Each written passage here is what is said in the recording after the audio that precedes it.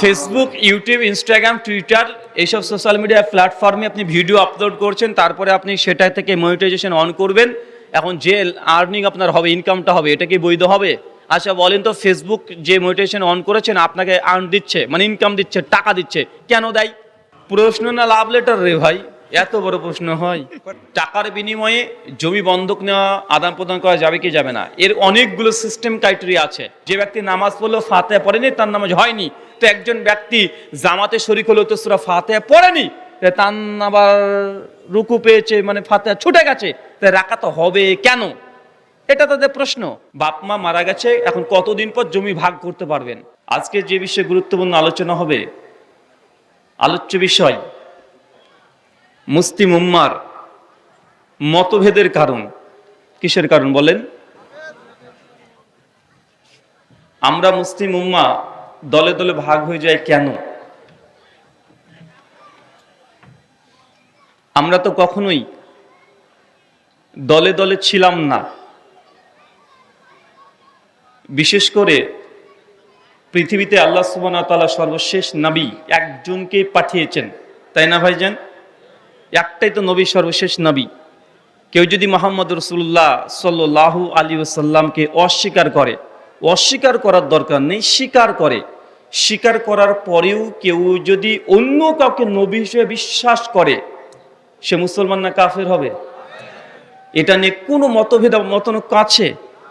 কোনো মতনৈক্য নেই, মতভেদও নেই।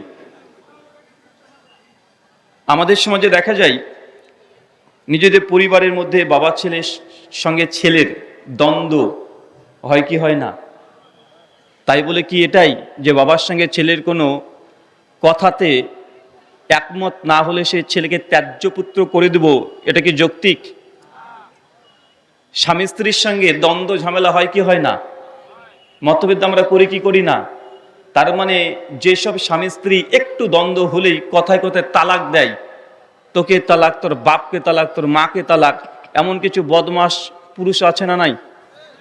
এখন কি এই পুরুষগুলোকে আপনি ভালো সাংসারিক একজন ব্যক্তি বলবেন? যে না, বরং সবর করতে হবে, ধৈর্য ধারণ করতে হবে। আমাদের দ্বারা ভুল হবেই, পৃথিবীতে এমন কোনো মানুষ নেই যার দ্বারা ভুল হবে না। জামে তিরমিজি হাদিস নাম্বার 2499, সনদ সহি। আল্লাহ নবী বলছেন, কুল্লু বানি আদম খাত্তাউন, প্রত্যেক আদম সন্তান, যেই মানুষের বাচ্চা, তার দ্বারা ভুল হবে, এটাই নিশ্চিত। তাই ভুল তো আমাদের দ্বারা হবেই, হবে কি হবে না? কথা বলেন। আমাদের সাংসারিক জীবনে হোক, ধর্মীয় জীবনে হোক, রাষ্ট্রীয় জীবনে হোক, পারিবারিক জীবনে হোক, সব জায়গায় আমাদের ভুল ত্রুটি হবেই। কিন্তু ভুলকে কেন্দ্র করে যদি সংসারকে ভেঙে দিতে চাই, এটা বুদ্ধিমানের কাজ না। এটা কি বুদ্ধিমানের কাজ? আল্লাহ সুবহানাহু ওয়া তাআলা বলছেন পবিত্র কোরআন সূরা জুমার সূরা নম্বর 39 আয়াত নাম্বার 18, আল্লাহ বলছেন, আল্লাযীনা ইয়াসতামিউনাল কওল ফায়াত্তাবিউনা আহসানা উলাইকা আল্লাযীনা হাদাহুমুল্লাহ উলাইকা হুমু উলুল আলবাব। বাংলা ভাব অনুবাদ, আল্লাহ বলছেন, আল্লাযীনা ইয়াসতামিউনাল কওল, যারা মনোযোগ দিয়ে কথা শোনে। বলেন তো চাচা, আল্লাহ কি বলছে? কি বলছেন আল্লাহ? যারা মনোযোগ দিয়ে কথা শোনে, মানে কথা শুনতে হবে আপনাকে। কথা কে বলছে এটা গুরুত্বপূর্ণ নয়, কার কথা বলা হচ্ছে এটাই গুরুত্বপূর্ণ। কখনো কখনো রাস্তার একটা ফকিরও আপনার জীবনে এমন এক কথা বলে দিতে পারে যে আপনার জীবনের টার্নিং পয়েন্ট ঘুরে যেতে পারে, পারে কি পারে না? আমি কি কথা বলছি এটা গুরুত্বপূর্ণ নয়, বরং আমি কার কথা বলছি এটা হচ্ছে গুরুত্বপূর্ণ। যদি আপনাদের এলাকাতে কোনো হিন্দু পণ্ডিত এসেও যদি বলে, মুসলমান তোমরা সুদ খাচ্ছ, এ তো অবাক কাণ্ড, অথচ তোমাদের হাদিসে লেখা আছে কেউ যদি জেনে বুঝে 1 টাকা সুদ খায়, মায়ের সঙ্গে জেনা করলে যে পাপ, একাই তুমি সে পাপ করছো, মুসলমান হয়ে তোমরা সুদ কেন খাচ্ছ? লোকটা যদিও হিন্দু, কিন্তু এই কথা বললে মানতে হবে কি হবে না? কেন? কথা তো তার নয়, কথা কি তার? কথা বলেন, কথা কি তার? কথা তো রাসূলুল্লাহর কথা, তিনি বলেছেন। কোন একজন নাস্তিক এসেও যদি বলে যে মুসলমান তোমরা নিষিদ্ধের উপর খাচ্ছ, পান করছো, অথচ কোরআন মাজিদের মধ্যে আল্লাহ সুবহানাহু ওয়া তাআলা সূরা মাইদা 90 নম্বর আয়াতে বলে দিয়েছেন, ইয়া আইয়ুহাল্লাযীনা আমানু ইন্নামাল খামরু ওয়াল মাইসির, নিশ্চয় মদ, যার মধ্যে নেশাকতা আছে, মাদকতা আছে, সবগুলোকে আল্লাহ সুবহানাহু ওয়া তাআলা বলছেন সব শয়তানের অনুসরণ করে, তথা এগুলো শয়তানের কাজ, তোমরা এখান থেকে দূরে থাকো। লোকটা নাস্তিক হলেও কথা যদি এটা বলে মানতে হবে কি হবে না? আল্লাহ বলছেন কথা শুনো, কথা শুনতে হবে, আমার কথা সব কথা মানতে হবে না। আমার কোনো কথা মানার দরকার নেই যতক্ষণ না পর্যন্ত আমার কোনো কথাকে আপনি কোরআন সুন্নাহর আলোকে বুঝতে, যতক্ষণ কোরআন সুন্নাহর অনুকূলে না হচ্ছে আমার কথা তো মানার দরকার নেই। জোর করেছে কেউ মানতে? বা এখন আমাদের শায়েখ তিনি আলোচনা করলেন, উনাকে সব কথা আপনি মানবেন না? আমার কথা ওই কথাগুলোই মানেন, যে কথা কোরআন বা হাদিসের সঙ্গে সরাসরি বলছি ওইগুলোকে আপনি মানতে পারেন। আপনার মন চাইলে আপনি যদি ডিসএগ্রি করেন কোরআন সুন্নাহর অনুকূলে, যে বিরুদ্ধে, আমাদের এখানে কিছু করার নেই। আল্লাহ বলছেন কুলিল হাক্কু মির রাব্বিকুম ফামান শাআ, বলো হক সত্য এসেছে রবের পক্ষ থেকে, যার ইচ্ছা গ্রহণ করবে, যার ইচ্ছা বর্জন করবে। ফাযাক্কির ইন্নামা আনতা মুযাক্কির লাস্তা আলাইহিম বিমুসাইতির, হে নবী আমি তো তোমাকে মানুষের কাছে পাঠিয়েছি শুধুমাত্র সতর্ককারী রূপে। মানুষকে শুধু সত্যের দাওয়াত তুমি দিয়ে দিবে, তোমাকে দারোগা রূপে প্রেরণ করি নাই যে জোর করে মানুষকে ধর্মের মধ্যে নিয়ে আসবে এই ক্ষমতা বা এই জন্য আপনাকে তো আমি দুনিয়াতে প্রেরণ করি নাই। সেটা গাশিয়া 88 আয়াত নম্বর 20 এবং 21। তার মানে ইসলামিক কনসেপ্ট হচ্ছে এইটা, আপনি কথা শুনবেন, কি করবেন কথা বলেন।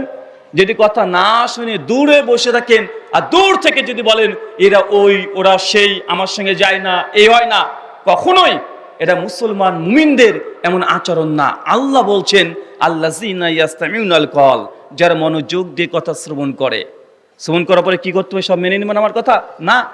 আল্লাহ বলছেন ফায়াত্তাবিউনা হাসানা, বক্তার কথা শুনো, সবার কথা শোনেন, মানবেন কোনটা? আল্লাহ বলছেন ইত্তেবা করবে হাসান, উত্তম জিনিসের। আজকে আমার আলোচনার মধ্যে যেগুলো ভালো ভালো কথা পাবেন আপনি, আপনাকে সেগুলো আল্লাহ মানতে বলছে। আমার ব্যক্তিগত কোনো কথা মানার জন্য কোরআন বা আল্লাহ সুবহানাহু ওয়া তাআলা আমাদেরকে বলছেন না, আমাদেরকে আনুগত্য অনুসরণ করতে হবে আহাসানা, উত্তম জিনিসের। এখন উত্তম জিনিস কোনটা বলেন তো ভাইজান? আমার ব্যক্তিগত কথা, বক্তার গজল, বক্তার গান, এগুলো তো উত্তম জিনিস নয়। উত্তম কোনটা? হাদিসে এটা আসছে, সে মুসলিম হাদিস নম্বর 850। আল্লাহ সুবহানাহু ওয়া তাআলা বলছেন, আল্লাহ নবী আলাইহিস সালাম তিনি বলছেন ফা ইন্না খায়রাল হাদিসি কিতাবুল্লাহ, দুনিয়াতে সব চাইতে দামি কথা কার কথা? কথা বলেন, কার কথা? আল্লাহর কথা হচ্ছে দামি কথা। যদিও এই কথা আপনার নিজের বিরুদ্ধে চলে যায়, আপনার বাপের বিরুদ্ধে চলে যায়, সমাজের রাষ্ট্রের বিরুদ্ধে চলে যায়, তারপরেও আল্লাহর কথা উত্তম কথা, এটাই দাবি, এটাই ঈমান। যতক্ষণ হৃদয়ে না থাকছে ততক্ষণ কমপ্লিট আপনি মুসলিম বলে স্বীকৃতি হতে পারেন না। আল্লাহর কথা আপনার নিজের বিরুদ্ধে চলে যেতে পারে। আল্লাহ সুদকে হারাম করেছে, এটা আপনার বিরুদ্ধে চলে যেতে পারে, কারণ আপনি এখনো সুদ খান। আল্লাহ নিষিদ্ধ দ্রব্যকে হারাম করেছে, এটা আপনার বিরুদ্ধে যেতে পারে, কিন্তু আপনাকে এটা মনে রাখতে হবে যে না, আল্লাহ বলেছে এটা অবশ্যই আমি মানি। আমল করতে পারি কি পারি না এটা সেকেন্ড ইস্যু, কিন্তু ঈমান রাখতে হবে। রাখতে হবে কি হবে না চাচা? হবে কি হবে না? আল্লাহ নবী তারপরে বলছেন ওয়া খায়রাল হাদি হাদিউ মুহাম্মদ সাল্লাল্লাহু আলাইহি ওয়াসাল্লাম, এরপর দুনিয়াতে সবচেয়ে দামি কথা সেটা মুহাম্মদ সাল্লাল্লাহু আলাইহি সাল্লামের কথা। আমি জানি আল্লাহ নবীর অনেক কথা শুনলে আপনার ভালো লাগবে না, তবে মানতে হবে, এটা ঈমানের দাবি। চলেন সুনান আবু দাউদ 3124 নম্বর হাদিস, সনদ সহিহ। আল্লাহ নবী বলছেন কোন নারী যদি বাড়ি থেকে বের হয় আতর সুগন্ধি মেখে, নবী বলছেন নারীটা বেশ্যা। কি বলছে বলেন তো? ও মেয়েটা জেনা করেনি। জানি কথাটা কানে একটা খারাপ লাগে, কিন্তু নবী বলেছে এই কথা সহিভাবে প্রমাণিত, আপনাকে এটাই মানতে হবে। এটা হচ্ছে ঈমানের দাবি। কথা কি বুঝতে পারছেন? সাহাবীদের ঈমান দেখবেন। আল্লাহ নবীর কাছে একজন সাহাবী এসে বলছে ইয়া রাসূলুল্লাহ আমার পেটে খুব ব্যথা করছে, পেট খারাপ। আল্লাহ নবী তখন বলছেন যাও মধু খাও, নিঃসন্দেহে মধুর মধ্যে শিফা আছে, যাও মধু খাও। সাহাবী বাড়িতে গেছে, মধু খেয়েছে। পরের দিন এসে বলছে ইয়া রাসূলুল্লাহ মধু খেয়ে তো বেড়ে গেছে, পেট খারাপ বেশি হয়ে গেছে। আল্লাহ নবী বলছে যাও আরো বেশি করে মধু খাও। সাহাবী আবার চলে গেছে, পরপর 3 দিন মধু খেয়ে নবীকে বলছে আল্লাহ নবী মধু খেয়ে তো আমার কঠিন অবস্থা হয়ে গেছে, নাজেহাল অবস্থা হয়ে গেছে, আমি অচল হয়ে যাচ্ছি। আল্লাহ নবী বলছে শোনো, তোমার পেট মিথ্যা কথা বলছে, আল্লাহর কিতাব নয়। কারণ আল্লাহ কোরআনে বলেছে নিঃসন্দেহে মধুতে শেফা আছে, যাও তুমি আরো বেশি মধু খাও। 4র্থ দিন চলে গেছে, মধু খেয়েছে। আল্লাহ নবীর কাছে এসে বলছে ইয়া রাসূলুল্লাহ আমার পেটে আর কোনো ব্যথাই নাই। এটা হচ্ছে ঈমান। কি বলেন তো ভাইজান? নবী বলছেন তোমার পেট মিথ্যা কথা বলছে, তোমার পেট মিথ্যা কথা বলছে, আল্লাহর কিতাব নয়। ইমান যতক্ষণ পর্যন্ত এমন শক্ত মজবুত না হবে ততক্ষণ পর্যন্ত আপনি নিজেকে ইমানদার মুমিন কিভাবে দাবি করছেন একটু বিশ্লেষণ করে দেখবেন। দেখেন সহিহ বুখারী 291 নম্বর হাদিস, উরাইনা গোত্রের কিছু মানুষ ইসলাম গ্রহণ করেছে, নবীর কাছে এসেছে, এসে বলছে ইয়া রাসূলুল্লাহ, এই মক্কার এই পরিবেশ আমাদের সঙ্গে জন্য শুট করছে না, এই আবহাওয়া শুট করছে না, পেটে আমাদের খুব সমস্যা হচ্ছে, কি করব? আল্লাহ নবী বলছেন যাও, ওইখানে গিয়ে উট আছে, উটের মূত্র আর দুধ মিশ্রিত করে খাও। তারা গিয়ে সেটা খাচ্ছে, ভালো হচ্ছে। আপনাকে এই কথা বলেন যে পেট ভালো হলে আপনি উটের মূত্র পান করবেন না। ওরা আসলে মুনাফিক ছিল। কি ছিল কথা বলেন? ওরা ইসলাম গ্রহণ করেছিল, তারপরে সাহাবীদেরকে হত্যা করে উট নিয়ে চলে গিয়েছিল। আল্লাহ নবী যখন বুঝতে পারলেন যে তারা হচ্ছে এরা মুনাফিক, আল্লাহ নবী মুনাফিকদেরকে বলে যা তোরা মুদ খাবি আর দুধ খাবি দুটো একসঙ্গে, তোদের কি হবে? পেটের যে সমস্যা এটা সমাধান হয়ে যাবে। মুমিনকে আল্লাহ মধু খেয়ে পেটের রোগ ভালো করতে বলেছেন, আর মুশরিক বা মুনাফিক যারা তাকে কি খেতে বলেছে কথা বলেন? কি খেতে বলেছে? উটের মূত্র পান করতে বলেছে। তার মানে আপনাকে বুঝতে হবে যে আল্লাহ নবী যখন কোনো কথা বলছে এই কথার মধ্যে যাররা পরিমাণে অনু পরিমাণে ভুল থাকতে পারে না। আল্লাহ বলছেন আল্লাযীনা ইয়াসতামিউনাল কওল, যারা মনোযোগ দিয়ে কথা শোনে, কথা শুনতে হবে, কথা না শুনে বিরোধিতা করলে কখনো সফলতার দ্বার প্রান্তে উপস্থিত হওয়া যায় না। ফায়াত্তাবিউনা হাসানা, শোনার পরে বক্তা সব কথা মানবেন না, দামি কথা মানবেন। দামি কথা কোনটা? এক আল্লাহর কিতাব, দুই সুন্নাতে রাসূলুল্লাহ নবী সুন্নাতের কথা মানবো তো ইনশাআল্লাহ, মানবো তো ইনশাআল্লাহ। শোনেন, আমি যতটুকু জানি, আমার স্বল্প জ্ঞানী, যে মতভেদ বা ইখতিলাফ এগুলো কখনো উম্মার ঐক্য ভঙ্গনের অংশ হতে পারে না।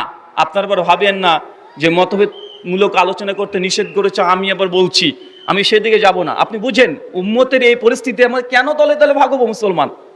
মুসলমান কেন দলে দলে ভাগ হবে? প্রশ্ন তো এটাই। মতভেদী বিষয় নিয়ে আলোচনা হবে কি হবে না এটা অনেক পরে, আমরা ভাগ হবো কেন জানার দরকার আছে না নাই কথা বলেন?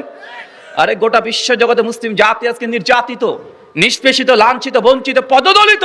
গোটা বিশ্ব জগতে মুসলিম জাতি আজকে বেদুর্মিনের হাতে তারা প্রতিদিন মার খাচ্ছে। 2 বছর ধরে ফিলিস্তিনি মুসলিমদের উপরে নির্যাতন করছে। গোটা বিশ্ব জগতে মুসলিমরা আছে প্রায় 170 কোটি, আর ইহুদের বাচ্চা আছে মাত্র 1.5 কোটি। কত কোটি কথা বলেন? আরে 1.5 কোটি ইহুদি মারছে কাকে বলেন তো ভাইজান? কাকে মারছে? 180 কোটি যারা উম্মাত, চিন্তা করা যায়? আরে বাংলাদেশে তো প্রায় 15 কোটি মুসলমান আছে, ছোট্ট একটা দেশ। তারপরেও পাকিস্তানে প্রায় 22 থেকে 24 কোটি মুসলমান আছে।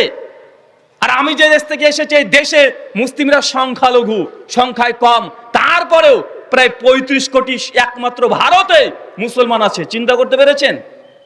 এখানকার 35 কোটি আমার দেশের, আপনার দেশের প্রায় 15 কোটি। কত কোটি হলো? 50 কোটি। পাকিস্তানের আছে প্রায় 22 কোটি। কত কোটি হলো? 72 কোটি। বলেন তো 72 কোটি মুসলমান যদি আমরা একসঙ্গে থাকতাম, পৃথিবীর কোন বাতিল শক্তি আমাদের দিকে চোখ উঁচু করে তাকানোর সাহস পেত? আজকে আমরা 3টে জায়গাতেই দুর্বল। পাকিস্তানি মুসলিম তারাও দুর্বল, তারাও নির্যাতিত। আন্তর্জাতিক জিওপলিটিক্সের চোখের রং লাল করে যদি তাকায় তাদের কিছু করার থাকে না, থাকে নাকি কথা বলেন? বাংলাদেশ সংখ্যাগরিষ্ঠ মুসলিম দেশ, তারপরেও তাদেরকে লাল চোখ করে তাকানোর সাহস পায় কি পায় না কথা বলেন? বাংলাদেশের মুসলমানরাও তারা আজকে 15 কোটি হওয়ার পরেও কিছু একটা করবে এই সাহস দেখাতে পারে না। কেন? আন্তর্জাতিক একটা চাপ চলে আসে না? আমরা মুসলমান ভারতে আমাদের একই অবস্থা, কিন্তু যদি একসঙ্গে থাকতাম কি আমাদের দিকে লাল চোখ তো করতে পারতো কথা বলেন? না। বাংলাদেশের ইতিহাস তো অনেক প্রাচীন। আচ্ছা বলেন তো, আজ থেকে মাত্র 50 বছর পেছনে যদি চলে যান, তাহলে বাংলাদেশ কি বাংলাদেশ ছিল না বাংলাদেশ ভারতের অংশ ছিল? কি ছিল কথা বলেন? আমরা এটাকে বলি উর্দু হিন্দিতে বাররে সাগির। বাররে সাগির মানে ভারত উপমহাদেশ। ভারত, বাংলাদেশ, পাকিস্তান, এদিকে শ্রীলঙ্কার কিছু অংশ, ভুটানের কিছু অংশ, আফগানিস্তান, কাশ্মীর, সবগুলো নিয়ে এটাকে কি বলা হয়? বাররে সাগির, তথা ভারত উপমহাদেশ। আমরা একসঙ্গে ছিলাম। কি ছিলাম কথা বলেন? একসঙ্গে ছিলাম। বাংলাদেশের ইতিহাস আরো প্রাচীন। ভারতে প্রথম যখন মুসলমান আসে তখন বাংলাদেশ ভারতের সঙ্গে ছিল। যখন ভারত বলছি মানে এখন বাংলাদেশ ইনক্লুড, বুঝতে পারছেন তো? কেন? দেশ ভাগ হওয়ার আগেকার ইতিহাস। বাংলাদেশের ইতিহাস বললে অটোমেটিক ভারতের ইতিহাস আসবে, ভারতের ইতিহাস বলে বাংলাদেশের ইতিহাস আসবে, বাংলাদেশের ইতিহাস বলে পাকিস্তানের ইতিহাস আসবে। কেন? কারণ এটা তো 47-এর পরে এই চিত্র এসেছে। তার আগে কথা বললে আসবে কি আসবে না? কথা বলেন। তার আগে কথা বললে, ইতিহাস নিয়ে কথা বললে, ভারত, বাংলাদেশ, পাকিস্তান সব তখন ভারত, মানে ভারত বললে বাংলাদেশ, বাংলাদেশ বললে ভারত। কথা বুঝতে পারছেন? আপনার সুবিধা হবে। প্রথম যখন ভারতবর্ষে ইসলাম আসে কার মাধ্যমে এসেছিল? ভারতবর্ষে, এটা তো বাংলায়, ইখতিয়ার উদ্দিন মোহাম্মদ বখতিয়ার খিলজি 1204 খ্রিস্টাব্দে। এটা হচ্ছে বাংলায়, নদিয়াতে এসেছিল। নদিয়া বলতে আমাদের পশ্চিম বাংলা এখন নদিয়া, মুর্শিদাবাদের পাশে নদিয়া, নবদ্বীপ আমার বাড়ি থেকে 60 কিলোমিটার দূরে। ওই জায়গাতে ইখতিয়ার উদ্দিন মোহাম্মদ বখতিয়ার খিলজি মাত্র 17 জন ব্যক্তিকে ঘোড়াতে চড়ে ওই জায়গাতে গিয়েছিল। সেই সময়কার রাজা কে ছিল? লক্ষণ সেন। যুদ্ধ ব্যতীতই ভয়ে পালিয়ে আসামে চলে গিয়েছিল। আসাম মানে আপনাদের এই সাইডটা মানে শিলিগুড়ি সাইড পড়ে, ইন্ডিয়ান না? শিলিগুড়ি, শিলিগুড়ির পরে আছে ধুবড়ি, ধুবড়ির পরে চলে যাচ্ছে কি ওটা ওইদিকে, তারপরে আসামে আপনি ঢুকে গেলেন, মানে আসাম এই অঞ্চলে পালিয়ে চলে এসেছিল। এটা বাংলাতে ইসলাম আসার ঘটনা। আর ভারতবর্ষে প্রথম ইসলাম এসেছিল মোহাম্মদ বিন কাসেমের মাধ্যমে। কার মাধ্যমে? কথা বলেন। মোহাম্মদ বিন কাসেম 92 হিজরি, ইংরেজি যদি খ্রিস্টাব্দ হিসাব করেন 711 খ্রিস্টাব্দ। কত খ্রিস্টাব্দে? 711 খ্রিস্টাব্দে বর্তমান পাকিস্তানের করাচি থেকে 50 কিলোমিটার দূরে যে জায়গাটার নাম ছিল সিন্ধু প্রদেশ। কি প্রদেশ? কথা বলেন। সিন্ধু প্রদেশ। ডাক্তার জাকির নায়েক এবার যখন ফার্স্ট পাকিস্তানে আসে বক্তব্য কোথায় দিয়েছিল? সিন্ধ অঞ্চলে। মানে ওইখানে প্রথম ইসলাম এসেছিল মোহাম্মদ বিন কাসেমের মাধ্যমে। এখন এই ইতিহাস বলার পরে যদি আমি এতটুকু বলি, ভাইজান বাংলাতে এই কথা প্রচলিত আছে যে ভারত উপমহাদেশে ইসলাম নিয়ে এসেছে পীর সাহেব, হচ্ছে ইতিহাস বলছে মোহাম্মদ বিন কাসেম, তাহলে আমি নাকি মতভেদ করছি। বুঝতে পারলেন না মনে হয়? ইতিহাস স্বীকৃত কথা। মোহাম্মদ বিন কাসেমের মাধ্যমে প্রথম ভারতবর্ষে কি এসেছে? ইসলাম এসেছে। সিন্ধু প্রদেশে তিনি যুদ্ধ করেছে, লড়াই করেছে। ইমাম ইবনু কাসির রাহিমাহুল্লাহ তার আল বিদায়া ওয়ান নিহায়া 3য় খণ্ডের 804 পৃষ্ঠাতে লিখেছেন এই ইতিহাস। বাংলাদেশের ইসলামিক ফাউন্ডেশনের ছাপানো ইসলামী বিশ্বকোষ 2য় খণ্ডের 8 নম্বর পৃষ্ঠাতে লিখেছে যে ভারতবর্ষে প্রথম ইসলাম এসেছে মোহাম্মদ বিন কাসেমের মাধ্যমে। ওই সিন্ধ অঞ্চলে প্রথম বিভিন্ন মসজিদ সবকিছু তৈরি হয়েছে। এখন আমি যদি বলি যে না, হুজুররা যে কথাগুলো বলছে এটা মিথ্যা কথা, আমাকে বলবে আমি ঝামেলা করছি, দ্বন্দ্ব করছি, ফিতনা করছি, দাঙ্গাবাজ, এই ওই ইহুদি খ্রিস্টানের দালাল। ভাই বলেন তো এটা মুসিবত না একটা কথা বলার সময়? আচ্ছা মতভেদ নাই কোথায় বলেন তো? মতভেদ নাই কোথায়? আমি তো খুঁজে পাইনি কোথায় মতভেদ নেই। আপনি বলেন আল্লাহ এক, কে বললো আল্লাহ এক? এতে মতভেদ নেই। আরে মুসলমান বলছে আল্লাহ এক, কুল হুয়াল্লাহু আহাদ, বলো তিনি আল্লাহ এক এবং অদ্বিতীয়। মুসলমান 5 থেকে হিন্দুরা বলছে, সরি খ্রিস্টানরা। আপনাদের এটা হচ্ছে পঞ্চগড়, সব চাইতে খ্রিস্টান মিশনারিদের তৎপরতা এই এলাকাতে বেশি। বেশি কি বেশি না? কথা বলেন। বিভিন্ন এনজিওর নামে মুসলমানদেরকে এনজিওতে নিয়ে যায়, তাদেরকে টাকা দেয়, তাকে টাকা দিয়ে সহযোগিতা করে, স্কুল করছে, হস্পিটাল করছে, আর মুসলমানকে শিখাচ্ছে যে আল্লাহ একজন না, আল্লাহ হচ্ছে 3 জন, পিতা, পুত্র, পবিত্র আত্মা। এখন খ্রিস্টানরা বলছে আল্লাহ কেন একজন হবে? আল্লাহ তো 3 জন, আর পুত্র ঈশ্বর তথা জিজাস ক্রাইস্ট ঈসা নবী তিনিও ঈশ্বর। ভাই বলে কি বলে না? কথা বলেন।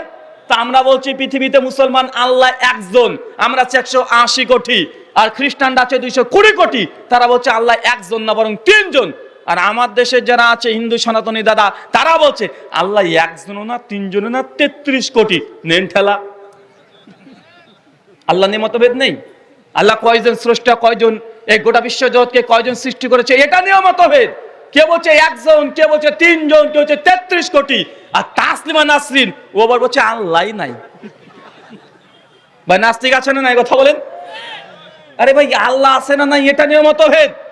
তো বলবেন কোন জায়গা, কোন জায়গাতে বলবেন? মতভেদ নেই, মানুষ করেনি, এমন কোন জায়গায় পাবেন না।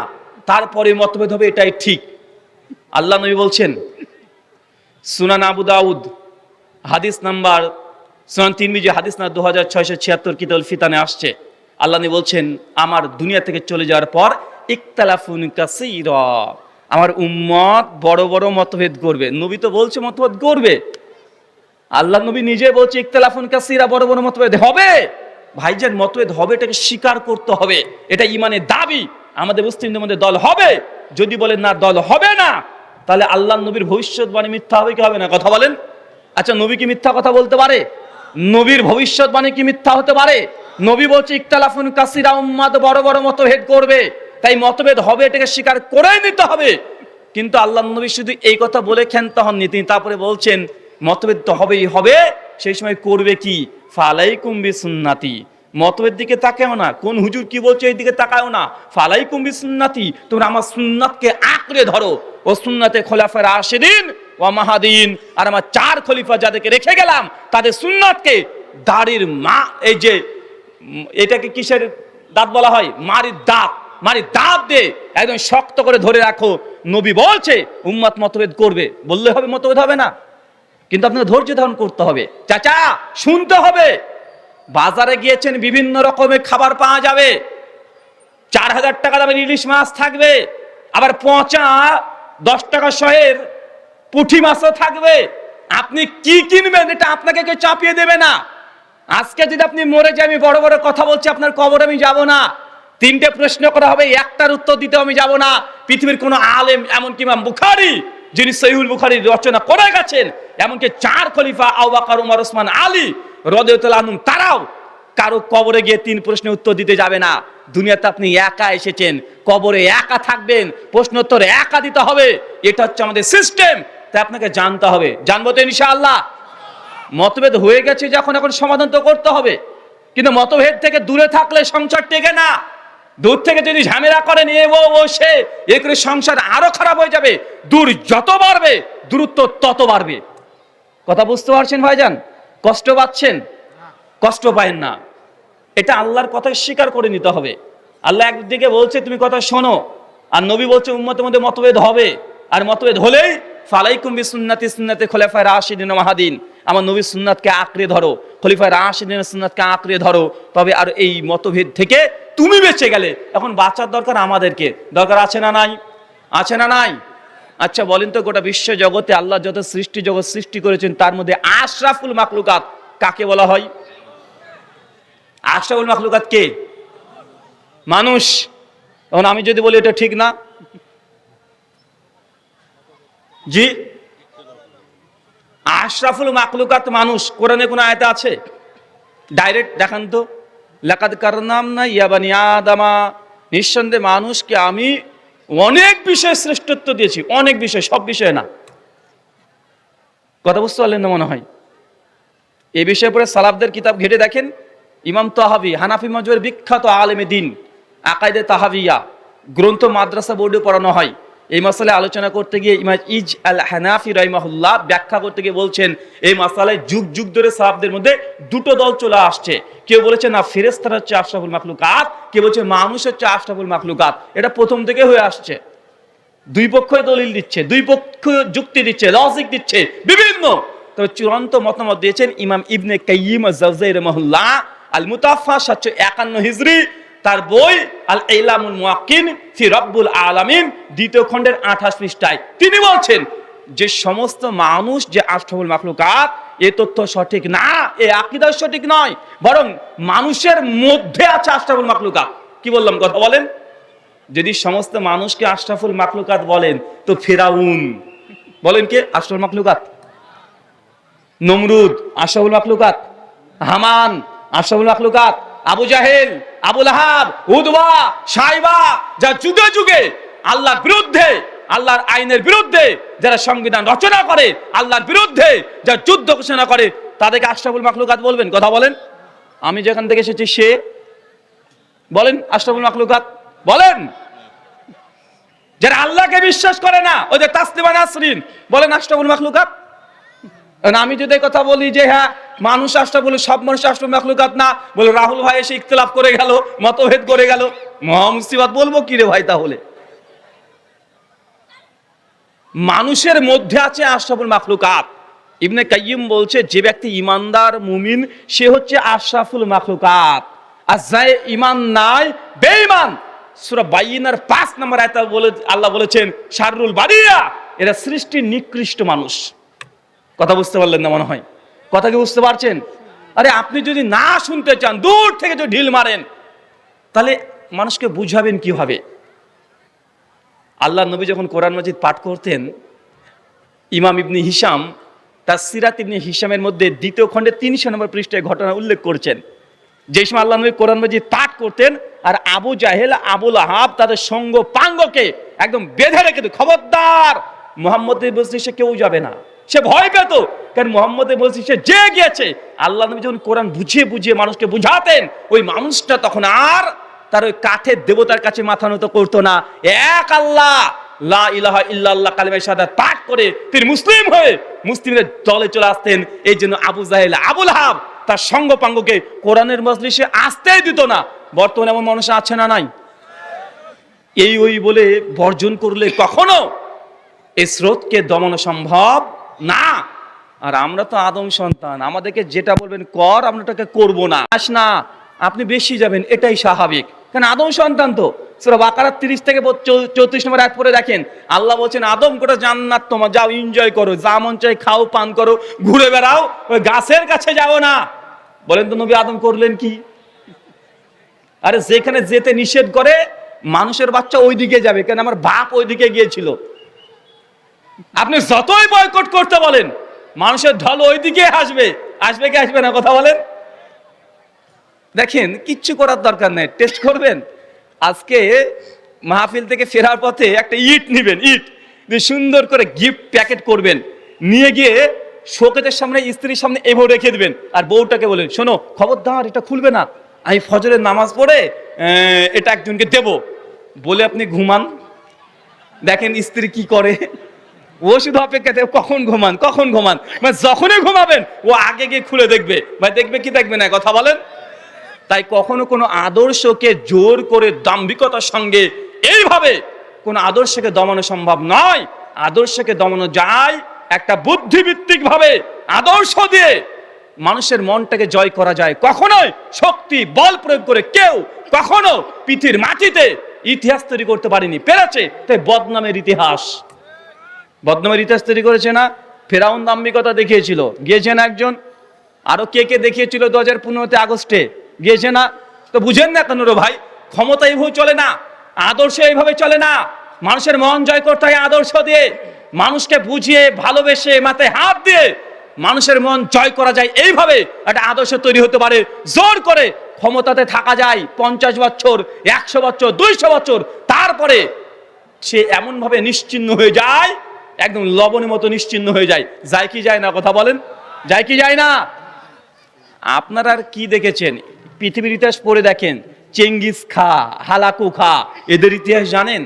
রাতারাতি 1 লক্ষ, 2 লক্ষ, 5 লক্ষ মানুষকে মেরে হত্যা করে জিন্দেগিতে তারা কবর দিত না, পাহাড়ের মতো করে উঁচু করে রেখে দিত। বাগদাদে রাতারাতি লক্ষ লক্ষ মুসলমানের গর্দনকে কেটে পাহাড় তৈরি করেছে কে? চেঙ্গিস খা। কিন্তু আল্লাহ সুবহানাহু ওয়া তাআলা মাকারু মাকার আল্লাহু আল্লাহু খায়রুল মাকিরিন। তোমরা যতই পৃথিবীর মানুষ তোমরা চক্রান্ত করো, আল্লাহ হচ্ছে সব চাইতে বড় কৌশলী। আল্লাহ এমন এক কৌশল করে দিলেন, ওই চেঙ্গিস খা পৃথিবীর প্রায় 1/3 জয় করে ফেলেছেন। এত বড় প্রভাবশালী ক্ষমতাবান। যেই সময় চেঙ্গিস খানরা মুসলমান শুধু একা নয়, তারা খ্রিস্টানদের উপরেও নির্যাতন করেছে, ইহুদিদের উপরেও নির্যাতন করেছে। মানে তারা একটা আলাদাই জাতি, তারা যোদ্ধা জাতি, তারা যুদ্ধ এত দ্রুত গতিতে করতে পারতো, পৃথিবীর ইতিহাসে তাদের মতো বড় যোদ্ধা কেউ ছিল না। কিন্তু আল্লাহ সুবহানাহু ওয়া তাআলা তাদের মধ্যে থেকেই তার নাতি বারাকা খানকে হেদায়েত দিয়ে দিয়েছে।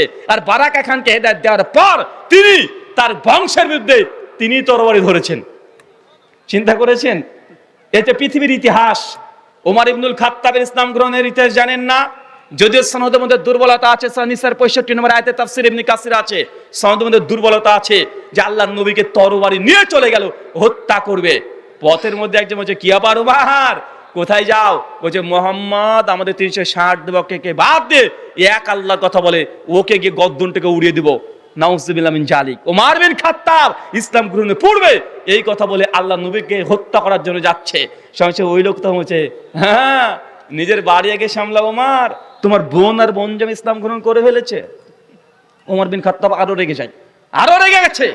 বাড়ির সামনে গিয়েছে, কোরআন মাজিদ শুনেছে, অনেক ঘটনা। এখন বলেন তো ওমর বিন খাত্তাব সেই দিন যদি কোরআন মাজিদে আয়াত না শুনতো তাহলে কি হেদায়েত পেত? কথা বলেন, হেদায়েত রাস্তাতে আসতো? আরে শুনতে হবে। যতক্ষণ না শুনবেন আল্লাহ হেদায়েত আপনাকে দিবে না। আল্লাহ তার জন্য বলছেন উলাইকাল্লাযিনা হাদাহুমুল্লাহ, যারা শোনার পর দামি দামি কথাগুলো গ্রহণ করার মতো হৃদয়টাকে উন্মুক্ত রেখে দেয়, উলাইকাল্লাযিনা হাদাহুমুল্লাহ, আমি মূলত তাদেরকে হেদায়েত দিয়ে থাকি, আমি সবাইকে হেদায়েত দিই না। চাচা, আল্লাহর কাছে কি হেদায়েতের অভাব আছে? আল্লাহ ফিরাউনকে হেদায়েত দিতে পারতো না, নমরুদকে পারতো না, হামানকে পারতো না, আবু জাহেল আবু লাহাব তাকে হেদায়েত দিতে পারতো না? অবশ্যই পারতো, কিন্তু আল্লাহ দেয়নি কেন? তাই শোনার চেষ্টা করতো না। আল্লাহ সুবহানাহু ওয়া তাআলা আমার মুসলিম উম্মাহ কওমকে যারা আছে তাদের হৃদয়টাকে নরম করে দাও, আমিন। আমাদের মধ্যে যতই মতভেদ থাক, আল্লাহ সুবহানাহু ওয়া তাআলা এই মতভেদের ঊর্ধ্বে গিয়ে কোরআন সুন্নাহ কে মানার মতো হৃদয়টাকে প্রশস্ত করে দাও, চলে পড়ি আমিন। সম্মানিত শুধু মুসলিম উম্মার মতভেদের কারণ, সবচেয়ে বড় কারণ হচ্ছে আমরা না শুনে দূর থেকে আন্দাজে কথা বলে দিই। আছে না নাই? কথা বলেন। শোনার চেষ্টা করেন, ধৈর্য ধারণ করেন, রাগান্বিত এগুলো না। শুনে আপনাকে প্রত্যেক কথা মানতে হবে এমনটা না, আপনি যাচাই করেন। সূরা বাকারা 255 নম্বর আয়াত, আয়াতুল কুরসি, সহিহ বুখারীর কিতাবুত তাফসিরে হাদিস আসছে, আল্লাহর নবী আবু হুরায়রাকে গনিমতের মাল পাহারা দেওয়ার জন্য এক জায়গায় রেখে দিয়েছেন। গনিমতের মাল বোঝেন, মানে যুদ্ধের যে লব্ধ যে খাবারগুলো। আর কিছু কিছু বর্ণনা আছে যাকাতের বিভিন্ন খাবার আছে, সেই খাবারগুলোকে পাহারা দিতে রেখে দিয়েছে। আবু হুরায়রা বিখ্যাত সাহাবী, উনি পাহারা দিচ্ছেন। গভীর রাত্রে একটা শয়তান ইবলিশ মানুষের রূপ ধরে চলে এসেছে, এসে ওই ধান গম যা আছে চুরি করছে। আবু হুরায়রা তার হাতটাকে ফট করে ধরে ফেলেছে। যখনই ধরে ফেলেছে, ওখানে মানুষ না, ওকে শয়তান ইবলিশ চুরি করতে এসেছে, হাতটাকে টুক করে ধরে ফেলেছে। বলছে তোকে নবীর কাছে নিয়ে যাবো, চল। আর ওই শয়তান কাদাকাটি শুরু করে দিয়েছে যে আবু হুরায়রা আমাকে নবীর কাছে নিয়ে যাও না। আসলে আমার বাড়িতে আমার ছেলে আছে, স্ত্রী আছে, তা না খেয়ে কয়েকদিন ধরে আছে, তাদের জন্য আমি এই কাজ করতে এসেছি, আমাকে ছেড়ে দাও। আবু হুরায়রার হৃদয়টা নরম হয়ে গেছে, লোকটা গরিব মিসকিন মানুষ, আচ্ছা যা, তোকে ছেড়ে দিলাম, চলে গেছে। নবীকে এসে বলছে, ইয়া রাসূলুল্লাহ, গত রাত্রে এই ঘটনা ঘটেছে। আল্লাহ নবী তখন বলছে, তাই? ও আজকেও আসবে। ঠিক রাত্রে আবার হয়েছে, আবার চলে এসেছে ওই চোর তো না, আসলে কে? ইবলিশ শয়তান এসে আবার চুরি করছে, আবার ধরেছে। একই কথা বলছে, বাড়িতে ছেলে আর স্ত্রী আছে, না খেয়েছে, আবার তার জন্য এসেছে। আবু হুরায়রা নবীর কাছে নিয়ে যেও না। আবু হুরায়রা আবারও দয়া দেখে ছেড়ে দিয়েছে। নবীর কাছে বলছে, নবী একই কথা বলছে, যাও, তোমার ওই বন্ধু না আজকেও আসবে, আজকেও এসেছে, চুরি করছে, ধরা পড়েছে। আবার বলছে, আজকে তোকে ছাড়বো না, আজকে তোকে ছাড় নেই, একদিন ছেড়েছি, 2 দিন ছেড়েছি, আজকে আর ছাড়বো না। শয়তান তো বলছে আবু হুরায়রা তোমাকে একটা ভালো কথা শিখিয়ে দিই। তো কি বলছে? তুমি প্রতিদিন রাত্রিবেলাতে আয়াতুল কুরসি পড়বে। কি পড়বে? আয়াতুল কুরসি পড়বে, তাহলে ফেরেশতা এসে পাহারা দেবে, পাহারা দেওয়ার দরকার নাই। এই কথা বলে নবীর কাছে চলে গেছে আবু হুরায়রা। বলছে, ইয়া রাসূলুল্লাহ, আজকে সে এসেছিল, আপনাকে নিতে গেলাম, ওকে নিয়ে আসতে গেলাম আপনার কাছে, কিন্তু আমাকে এমন একটা কথা শুনিয়েছে যে কথা শুনে আমার মনটা ভরে গেছে। তো কোন কথা? বলছে, সে আমাকে বলেছে আয়াতুল কুরসি পড়তে, তাহলে একজন ফেরেশতা নিযুক্ত হয়, পাহারা দেবে। আল্লাহর নবী তখন বলছে, কথা যেটা বলেছে ঠিকই বলেছে। কি বলেছে? কথা বলেন। বলছে, ও কথা যেটা বলেছে ঠিকই বলেছে। তো তুমি কি জানো তোমার সঙ্গে প্রতিদিন পর 3 দিন কে এসেছিল?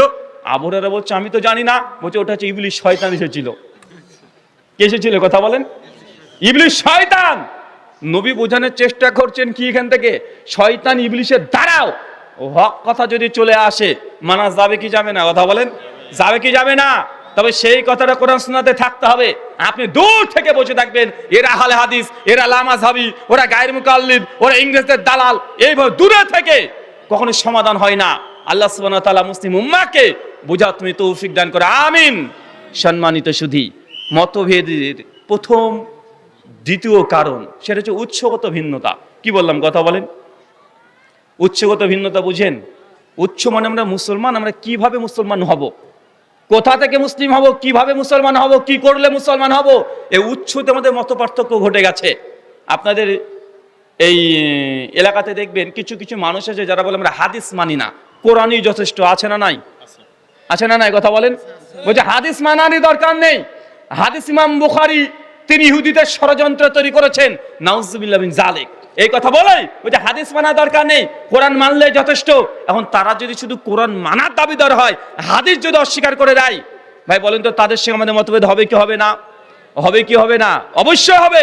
তাই উৎসগত ভিন্নতা, উৎস পরিবর্তন হয়ে গেলে মুসলিম উম্মার মধ্যে মতভেদ 100% হবে। কে বলছে কোরআন মানতে হবে শুধু, কে বলছে না এই মানতে হবে ওই মানতে হবে। এই মানতে গিয়ে দ্বন্দ্ব, যত ঝামেলা, যত সমস্যা আমাদের হয়ে গেছে।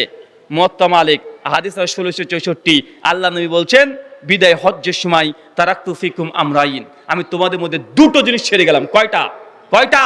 দুইটা জিনিস ছেড়ে গেলাম।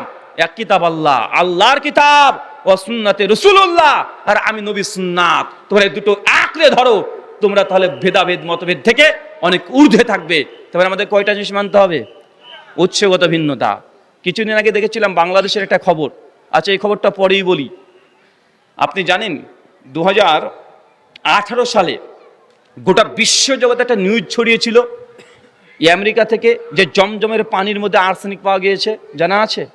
জমজমের পানিতে আর্সেনিক। যখন এই খবরটা বিবিসি, CNN ছেপেছে, আমেরিকা ভয়েস ছেপেছে, সেই সময় গোটা মুসলিম বিশ্ব তারা আতঙ্কিত। বলে কি জমজমে আর্সেনিক মানে ভাইরাস মানে?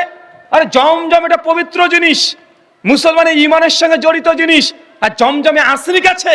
অবাক হয়ে গেছে গোটা বিশ্ব। সৌদি আরবে যে জমজম কমিটি আছে, মানে জমজম পানিকে নিয়ন্ত্রণ করার জন্য যে বোর্ড গঠন করা আছে, তারা এই খবর শুনে সঙ্গে সঙ্গে সেই পেপার পত্রিকাকে জানায় যে এই নিউজ আপনারা কোথা থেকে পেয়েছেন। ওরা বলছে কানাডার একটা গবেষণা আছে, ওই গবেষণাগার থেকে এই গবেষণাকে ছাপানো হয়েছে। সঙ্গে সঙ্গে সৌদি আরব এই জমজমের এই যারা নিয়ন্ত্রণ আছে, তারা কানাডাতে ওই হেড অফিসে ফোন করে যে আপনারা যে ছাপিয়ে দিলেন জমজমের পানির মধ্যে আর্সেনিক আছে, আপনারা জানেন মুসলমানদের ইমানিটা যে জমজম খাঁটি পবিত্র, আপনারা ছাপিয়ে দিলেন। ওরা বলছে আমরা চেক করে দেখেছি তো। সৌদি তখন বলছে, সরাসরি বলছেন যে আপনারা যে রিপোর্ট, এই রিপোর্টটা আমাদের কাছে তাতে মেল করেন। ওরা রিপোর্টটা মেল করে পাঠিয়ে দিয়েছে। ওরা সঙ্গে সঙ্গে খুলে দেখছে যে সত্যিই তো রিপোর্ট তো ঠিক, জমজমে আর্সেনিক আছে, ভাইরাস আছে, ব্যাকটেরিয়া আছে। গোটা জমজম টিম অবাক যে জমজম পানির মধ্যে আর্সেনিক পাওয়া গেছে। প্রায় 7 থেকে 8 দিন চিন্তিত বিশ্ব। ওই 7-8 জনের টিমের মধ্যে একজনের মাথাতে আল্লাহ কিভাবে যে বুদ্ধিটা দিয়ে দিয়েছে, ও তখন টিম মেম্বার নিয়ে যখন আলোচনা করছে তখন বলছে, আচ্ছা কানাডাতে যে গবেষণা তারা করলো জমজমের পানিতে তারা আর্সেনিক পেয়েছে, তো স্যাম্পলটা পেলো কোথায়? জমজমের পানি কানাডায় কোথায় পেলো? কোথা থেকে পেয়েছে? দ্রুত অফিসে ফোন দেন। সঙ্গে সঙ্গে অফিসে টেলিফোন করে জিজ্ঞাসা করছে যে আপনারা এই স্যাম্পল কোথায় পেলেন? ওরা তখন বলছে যে আমাদের কানাডাতে একটা জুমা মসজিদের নিচে একটা হুজুরের দোকান আছে, ওই দোকানে জমজমের পানি বিক্রি হচ্ছিল বোতলের মধ্যে, ওটাকে স্যাম্পল হিসেবে নিয়ে গিয়ে আমরা পরীক্ষা করে রিপোর্ট দিয়েছি। কথা কি বুঝতে পারলেন? সৌদি আরব তখন বুঝতে পারলেন, জমজম যারা দায়িত্বশীল বিজ্ঞানী সায়েন্টিস্ট যারা আছে তারা বুঝতে পারলেন আসলে সমস্যা কোথায়। সমস্যা উৎসতে। কোথায়? উৎসতে সমস্যা। আরে বাবা কোথায় কানাডা কোন দোকানে কে জমজমের পানি বিক্রি করছে না কলের পানি বিক্রি করছে? আরে মানুষ তো ভেজাল দিতে দিতে সব কিছুতে এখন ভেজাল দেয় কি দেয় না? কথা বলেন। আরে সব কিছুতে ভেজাল দেয়। তাই বোতল জাত করা প্লাস্টিকের বোতলে পুড়লে এমনি তো যে কোনো জিনিস অপবিত্র হয়ে যাবে, এমনি তো ব্যাকটেরিয়া ভাইরাস হয়ে যাবে। সৌদি তখন সঙ্গে সঙ্গে করলো কি, বলছে দাঁড়ান কোনো সমস্যা নেই, আমরা এখন নেক্সট ফ্লাইটে আপনাদের কাছে জমজমের পানির স্যাম্পল পাঠাচ্ছি, এটাকে টেস্ট করে আমাদেরকে রিপোর্ট দেবেন জমজমে কোনো আর্সেনিক আছে না নাই। এই যে প্রায় 8 বছর হয়ে গেল সেই যে দিয়েছে, এখন পর্যন্ত তারা কোনো রিপোর্ট দেয়নি। বলেন কেন দেয়নি? কারণ তারা আর্সেনিক পায়নি। কিন্তু তারা যে বোতলজাত পানিকে পরীক্ষা করে দেখেছে সেখানে তারা আর্সেনিক পেয়েছে। যদি কোনো সমস্যা হয় তাহলে আপনাকে ফিরে যেতে হবে কোথায়? কোথায় ফিরতে হবে? উৎসতে ফিরে যান। মুসলিম উম্মার মধ্যে যত দল আছে, যত মত আছে, যত পথ আছে, মতভেদ হলেই আপনি মূল উৎস কোরআন সুন্নাতে ফিরে যান, আপনি সমাধান পাবেনই পাবেন। যদি না যান বিভ্রান্তের মধ্যে পতিত হবেন কি হবেন না? কথা বলেন। বাংলাদেশের যে সুলতান ডাইনিং আছে না ভাইজান, খাবারের দোকান, সবসময় কয়েক হাজার মানুষ সবসময় খাচ্ছে বিরিয়ানি, কাচ্চি বিরিয়ানি, একদম খুব খাচ্ছে। 2 বছর আগে আমার জানা মতে ইনকিলাব পত্রিকা আর বাংলাদেশের প্রথম আলোর মতো কয়েকটা পত্রিকা তারা ছাপিয়েছিল যে ওই সুলতান ডাইনিং এ নাকি কুত্তার গোশত দিয়ে দেয় খাসি বলে। একটা হইচই হয়েছিল না ভাইজান? এখন এটাকে সমাধান কিভাবে করবেন? নিউজের উপরে নির্ভর করলে হয়ে যাবে? আর পশ্চিমবাংলাতে এরকম ঘটেছিল, সবাই তখন মতামত দিচ্ছে যে 5 স্টার হোটেলগুলোকে বিশ্বাস করা যাবে না, কে বলছে আমি আর কোনোদিন 5 স্টার হোটেলে খাবোই না, কে বলছে দোকান থেকে মাংস খাওয়া বন্ধ করে দেন, সব ঠিক হয়ে যাবে। ভাই এটা কি সমাধান? এটা কি সমাধান না। আরে মুসলমান এই জন্য বলি, তুমি যদি মানে কুত্তার গোশ খাচ্ছ না খাসির গোশ খাচ্ছ, একটু কষ্ট করো, প্রতিদিন ফজরের নামাজের পরে কসাইখানে চলে যাও, দাঁড়িয়ে থেকে গরুর বা ছাগলটাকে জবাই করছে দেখে তুমি একটু পরীক্ষা করে মাংসটা নিয়ে আসো, জিন্দেগিতে তোমাকে কুত্তার গোশ কেউ খাওয়াতে পারবে না। কে তুমি ভায়া হয়ে মাধ্যমে যদি খেতে যাও, কুত্তার গোশ খাসি বলে চালিয়ে দিবে। আরে সমস্যা হলে উৎসতে যান, তাহলে কোনটা কুত্তা কোনটা ছাগল দুটোই বুঝতে পারবেন। কিন্তু আপনি আরামসে বসে খেতে যাচ্ছেন, পরিশ্রম করবেন না, অলসতা করবেন, তা আপনাকে তো খাসির গোশ বলে কুত্তায় খাওয়াবে, কয়েক বার শুয়োরও খাওয়িয়ে দিতে পারে। পারে কি পারে না? কথা বলেন, পারে। তাই যখনই কোনো সমস্যা হবে, ফিরে আমরা কোথায় যাব? ফিরে কোথায় যাব? একদম কোরআন সুন্নাতে ফিরে যান।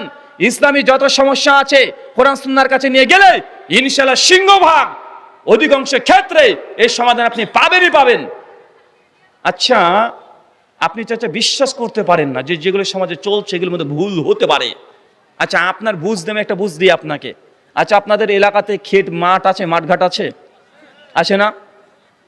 আচ্ছা, আপনাদের মাঠে যখন গরু চড়ে, গরু বা গাভীটা যখন চড়ে, একটা সাপ এসে ওই গরু দুধ খেয়ে পালিয়ে যায়, সেই সাপটার নাম কি বলেন তো? আরো জোরে বলেন। দারহাস, কেউ যে দুধরাজ, যেটাই হোক। এখানেও মতভেদ, নেন ঠেলা না, যেই দুধরাজ সেই দারহাস নাকি, যে লাউ সেই কদু। আচ্ছা হলো, আমরা সকলে জানি গরুর দুধ খেয়ে কে পালায়? একটা সাপ পালায়। আল্লাহি, যারা যুবক তরুণরা আছেন, যারা বিজ্ঞান নিয়ে একটু ঘাটাঘাটি করেছেন, পড়াশোনা করেছেন, বলেন তো ভাইজান, সাপ কি দুধ খেতে পারে?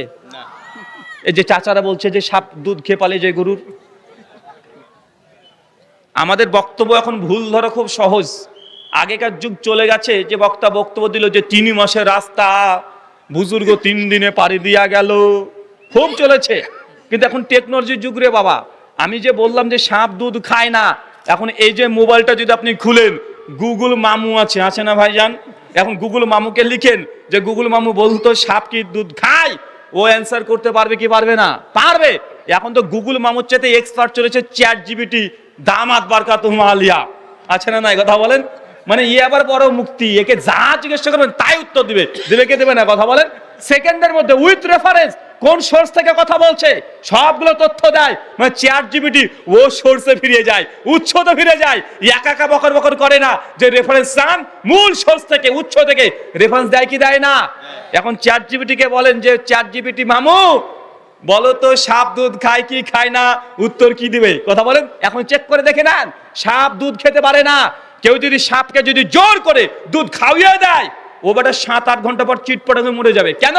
কারণ দুধকে হজম করার জন্য শরীরে যে এনজাইম দরকার, পরিপাকতন্ত্র দরকার, সাপের শরীরে সেই সেলুলোজও নাই, সেই এনজাইমও নাই। অতএব সাপকে জোর করে দুধ খাওয়ালে ও খেতেও পারবে না, হজম করতে পারবে না, ও চিটপটাং মরে পড়ে থাকবে।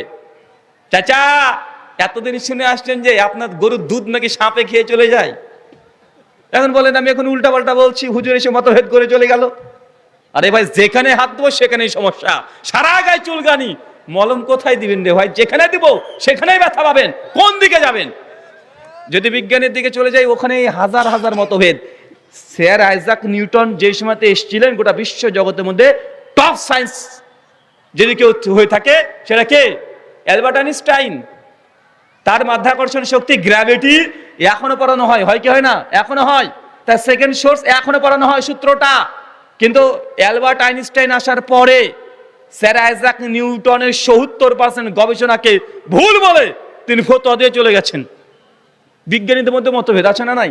আছে না নাই? কোন দিকে মতভেদ নেই? দেখবেন এখনই আপনি গাড়িটা চালাতে চলে যান, আপনি ড্রাইভার, আর এক পাশে আরেকটা ড্রাইভার রেখে দিবেন, গাড়ি চালাচ্ছেন, হঠাৎ করে পাশ থেকে এখানে ব্রেক কেন মারলেন, এভাবে কেন করলেন, মানে ওর পছন্দ হচ্ছে না, ও কথায় কথা ভুল ধরবে। ধরবে কি ধরবে না? কথা বলেন। মানে মতভেদ সব জায়গায় আছে, শুধু সমস্যা হুজুরদের মতভেদ নিয়ে, আছে না নাই?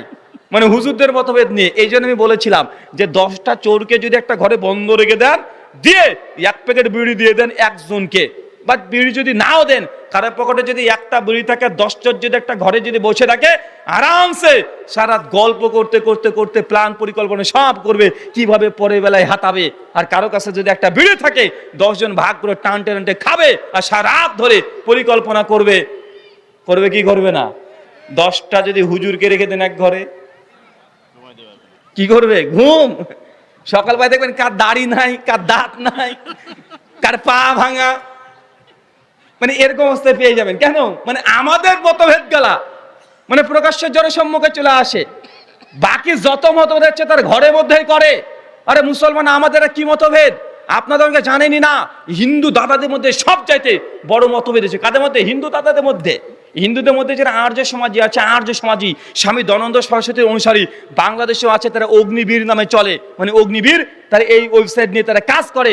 তাদের মধ্যে তারা মনে করে রামকৃষ্ণ কেউ ঈশ্বর না, মূর্তি পূজা করা যাবে না। এবং স্বামী দয়ানন্দ সরস্বতী তার সত্যার্থ প্রকাশে লিখে গেছে, যে মূর্তি পূজা করে সে হচ্ছে ভণ্ড, যে মূর্তি পূজা করে এরা বেশ্যার ন্যায়। এটা আমি না, স্বামী দয়ানন্দ সরস্বতী সত্যার্থ প্রকাশে বলে গেছে।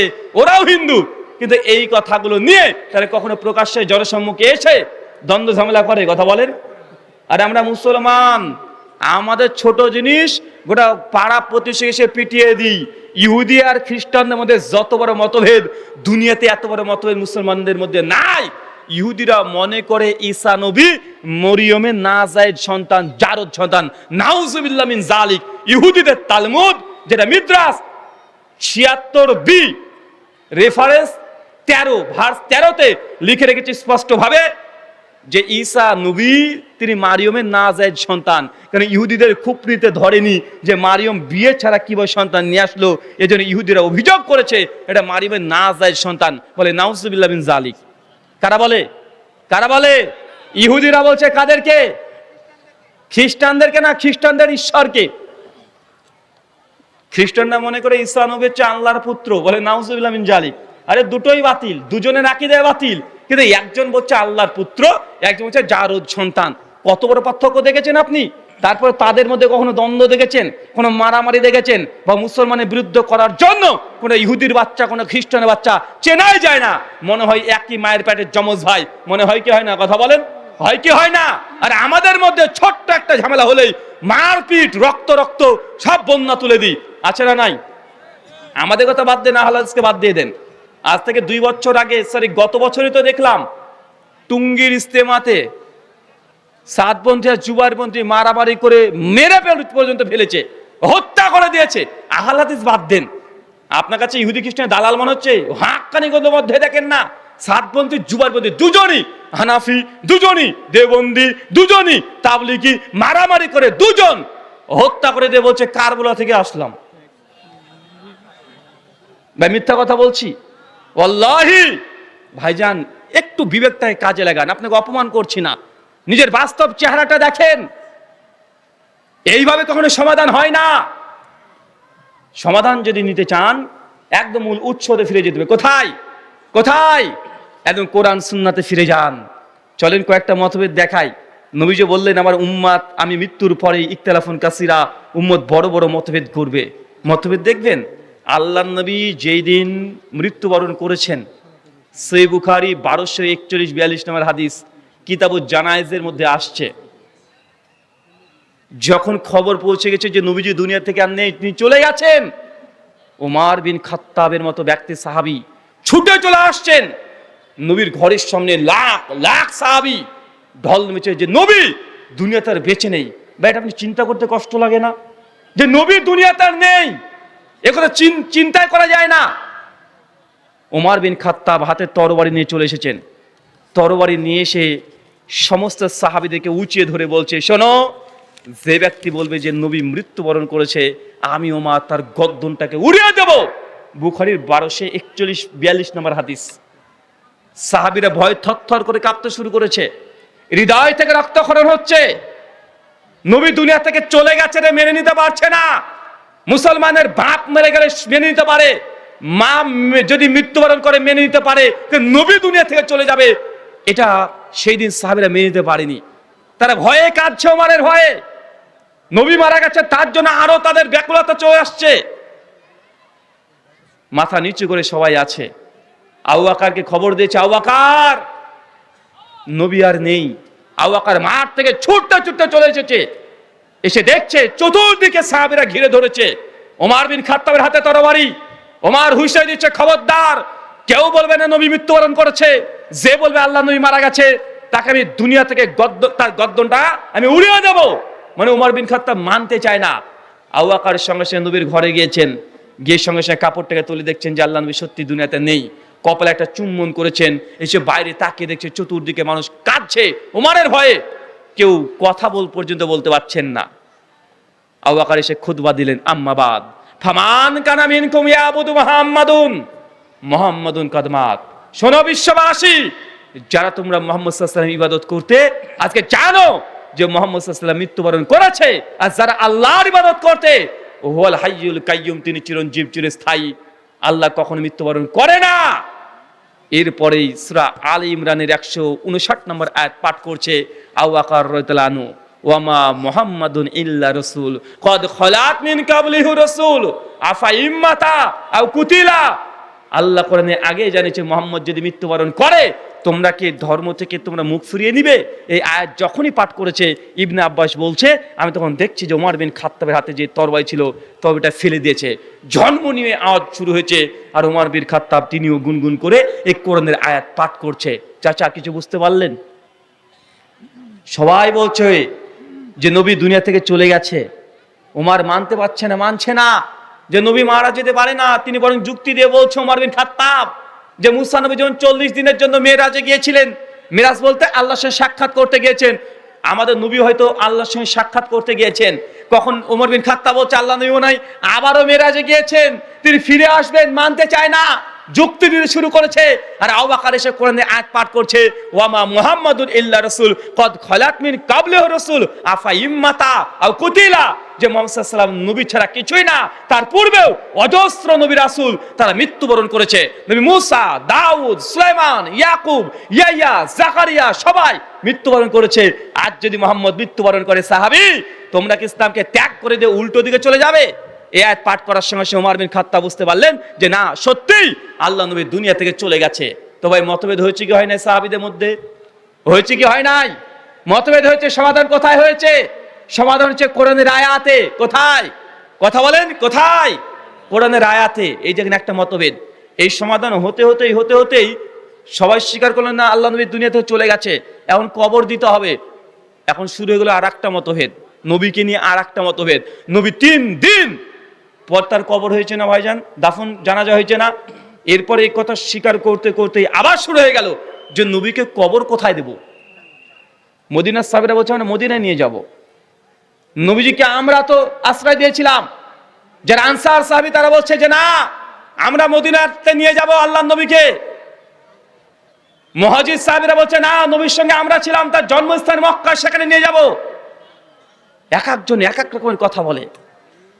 সমস্যা আবু বকর আবার এসে বলছে তোমরা কি এই হাদিস শোনোনি নবীর কাছ থেকে? সুনান আবু দাউদের হাদিস তিনি পড়ে শোনাচ্ছেন যে নবীরা যেখানে মৃত্যুবরণ করে তাদের দাফন সেখানেই হবে, তাদের জানাজা সেখানেই করবে। এই হাদিসকে তোমাদের জানা নাই? সবাই মাথা নত করে মেনে নিয়েছে। সবাই যে হ্যাঁ, এই হাদিস তোমরা শুনেছি যে নবীরা যেখানে মৃত্যুবরণ করবে সেখানে দাফন করতে হবে, সেখানেই জানাজা হবে। আল্লাহ নবী ইন্তেকাল করেছিলেন কোথায়? আমাদের আয়েশার ঘরে। ওইখানে সঙ্গে সঙ্গে খনন কার্য শুরু হয়ে গেল, ওইখানে তার জানাজার জন্য প্রস্তুতি নিতে শুরু করে দিল। চাচা বলেন তো, সাহাবীদের মধ্যে মতভেদ হয়েছে কি হয় নাই? হয়েছে কি হয় নাই? মতভেদ হয়েছে। সমাধান কোথায়? একটা কোরআনে, একটা হাদিসে।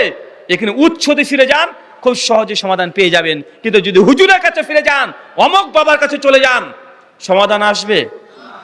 সমাধান করতে পারবেন না, বরং আর একটা দল বেশি তৈরি হয়ে যাবে, আর একটা দল বেশি তৈরি হয়ে যাবে। আমি বাংলাদেশেও দেখেছি অনেক ঐক্য জোট।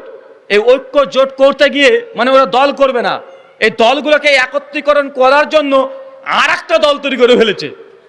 আছে না? কথা বলেন। বলছে আমরা ঐক্য চাই। তো কি ঐক্য চাই করতে করতে ওর আবার আর একটা দল করে, আর একটা ফাউন্ডেশন করে, আলাদা তাদের সমস্ত চাল চলন দেখা যায় কি যায় না? কথা বলেন। যায়। সাহাবীদের মধ্যে মতনৈক্য হয়েছে, তারা মতভেদের সমাধান কোথায় নিয়েছে? মানে আমরা বুঝতে পারলাম যে নবী কোথায় দাফন হবে, এটা ফাইনাল হয়ে গেল। দুটো মতভেদ। একটু বার আর একটা মতভেদ। কি নিয়ে মতভেদ? একজন সাহাবী পাশ থেকে বলছে, খবরদার, নবীর জানাজা ততক্ষণ হবে না যতক্ষণ না পর্যন্ত উম্মার কোনো খলিফা নির্বাচন না হয়। খলিফাবিহীন মুসলমান এক সেকেন্ড থাকতে পারে না। খলিফা কে হবে আগে ফাইনাল না হলে নবীকে এই দুনিয়া থেকে আমরা বিদায় দিতে চাই না। আবার মতভেদ শুরু হয়ে গেল। চিন্তা করছেন, মতভেদের পর মতভেদ। শাইখুল ইসলাম ইবনে তাইমিয়া রাহিমাহুল্লাহ তার রাফাউল মালামের মধ্যে কমপক্ষে 19টা মতভেদের কথা নকল করেছেন। ইলামুল মুওয়াক্কিনের মধ্যে ইমাম ইবনে কাইয়িম আয-জাযী তিনি আলোচনা করতে গিয়ে বলছেন যে আল্লাহর নবী আলাইহিস সালাম মৃত্যুর দিন কমপক্ষে 19 থেকে 20 বার সাহাবীদের মধ্যে মতভেদ ঘটেছে। নবীর লাশ মোবারক নিয়ে একদম দুনিয়াতে আছে, এই মত অবস্থাতে মতভেদ হচ্ছে কেন? আল্লাহ নবী এই কথা বলে দিয়েছেন যে আমি দুনিয়া থেকে চলে যাওয়ার পরে ইখতিলাফুন কাসীরা, অনেক বড় বড় মতভেদ হবে। আমাদের মতভেদ তো অনেক বড় বড় মতভেদ না, ছোট ছোট মতভেদ। কি মতভেদ? মতভেদ হচ্ছে এইটা, বলেন তো নবীজি নূরের তৈরি না মাটির তৈরি? ভাই এরকম মতভেদ আছে না নাই? কথা বলেন। আমি একদিন আলোচনা করছি, ওখানে বড় বড় হুজুরা দেখছি যে বুখারী মুসলিম বগলে দেবে নিয়ে চলে এসেছে, বাহাস করবে বাহাস। আমার প্রোগ্রামও করতে দেবে না, পুলিশ টুলিশ ঘিরে রেখেছে, বরিশালে সম্ভবত, জি না সরি ফরিদপুরে, ওইখানে মানে স্টেজে উঠতেই দিবে না এসেছে। আমি বলছি আমি বিতর্কিত বিষয়ে কথা বলি না, আমি যে কথাগুলো বলি কোরআন সুন্নাহর অনুকূলে আপনার বোধগম্য ভাষাতে আপনাকে বলবো, আপনি শোনেন। শোনার পর আমার প্রশ্নোত্তর পর্ব আছে, যদি ভুল বলি আপনি সঙ্গে সঙ্গে আমাকে ডাইরেক্ট প্রশ্ন করেন, উত্তর যদি দিতে না পারি আপনি যা ইচ্ছা তাই করতে পারেন, কথাটা আগে শোনেন রে ভাই। তো যাই হোক, আলোচনা হলো, আলোচনার মধ্যে কোনো কিছু পাইনি।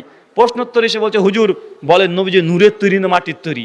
আচ্ছা রে ভাই, আমি এই বিষয়ে তো প্রশ্নই করিনি, আমি এই বিষয়ে আলোচনাই করিনি, আর আপনি এই বিষয়ে প্রশ্ন করে দিলেন। উনি তো বলছে না আপনি উত্তর দেন, নবী নূরের তৈরি না মাটির তৈরি? আমি তখন বলছি আমার নবী সোনার তৈরি, আমার নবী হীরার তৈরি। কারণ আমার নবী আমাকে তো সোনার চাইতো দামি, আমার নবী আমাকে তো চিনির চাইতো মিষ্টি, আমার নবী চিনির তৈরি। ও বেচারা বলছে আপনি ঠিক করে উত্তর দেন। মানে আমি যদি মাটি বলি তাও সে মানে ঝামেলা করবে, আমি যদি নূরের তৈরি বলি তাও সে ঝামেলা করবে। তো উদ্দেশ্য তার ঝামেলা করা, কি করা? কথা বলেন, ঝামেলা করা।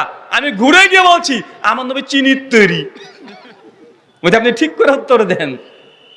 আমি বলছি দেখেন ভাই, আপনি তো আজকে ধরেন বাড়িতে নেই, এই মুহূর্তে যদি পুলিশ অফিসার আপনার স্ত্রীর কাছে বাড়িতে যায়, নক করেছে, কে?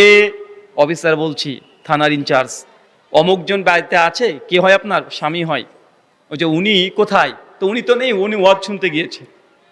আপনার স্বামী আসলে বাড়িতে বলবেন থানা থেকে পুলিশ এসেছিল, একবার যেন দেখা করে, এই বলে অফিসার বাড়ি থেকে চলে গেছে।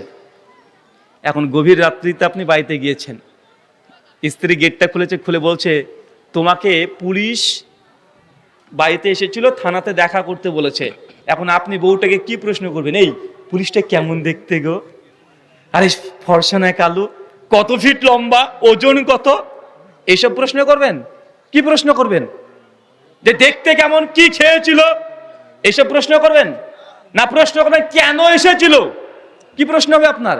আরে কেন এসেছিল? নবী কিসের তৈরি? মুসলমান এটা নিয়ে মারামারি করছে, কিন্তু নবী কেন এসেছে এটা নিয়ে কোনো পাত্তাই নাই। আর তিনি কেন এসেছেন এটা গুরুত্বপূর্ণ, আর কিসের তৈরি এটা নিয়ে মারামারি করে। মুসলমানরা মসজিদ ভাগ করে, কবরস্থান ভাগ করে, মাদ্রাসা ভাগ করে দল তৈরি হয়ে গেছে। হয়েছে কি হয় নাই? কথা বলেন, হয়েছে কি হয় নাই? আল্লাহ সুবহানাহু ওয়া তাআলা বোঝার তৌফিক দান করে, আমিন। সম্মানিত সুধী, মুসলিম উম্মার মতভেদের দ্বিতীয় বৃহত্তর কারণ হচ্ছে উৎসগত ভিন্নতা। মতভেদ হয় কিন্তু মতভেদের সমাধান আমরা কোরআন সুন্নাহ থেকে নিই না। সাহাবীদের মধ্যে দেখেন আবার মতভেদ। একজন বলছে খলিফা কে হবে, যতক্ষণ খলিফা নির্বাচন না হবে ততক্ষণ নবীকে আমরা দাফন কার্য শুরু করব না।